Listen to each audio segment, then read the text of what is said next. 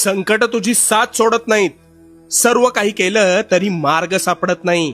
सगळे उपाय करून थकलास, पण आज तुला तुझ्या प्रश्नाचं उत्तर नक्की मिळेल. संयम ठेव आणि मनापासून ऐक. एकदा अचानक एका तरुणाची नोकरी गेली. अशातच त्याच्या आई वडिलांवर जवळपास 10 लाखांचं कर्ज झालं होतं. नोकरी मिळत नव्हती. मग या त्रासाला कंटाळून त्या तरुणाने व्यवसाय करायचं ठरवलं.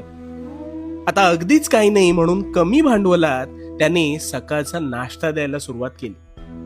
आता व्यवसायात सुद्धा यश मिळेल की नाही ही साशंकता त्याच्या मनात होतीच, पण तरीही त्याने जिद्द सोडली नाही.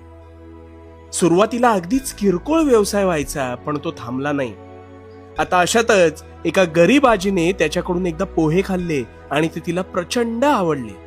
तिने संपूर्ण गावभर त्या पोह्याचे कोड कौतुक केले आणि बघता बघता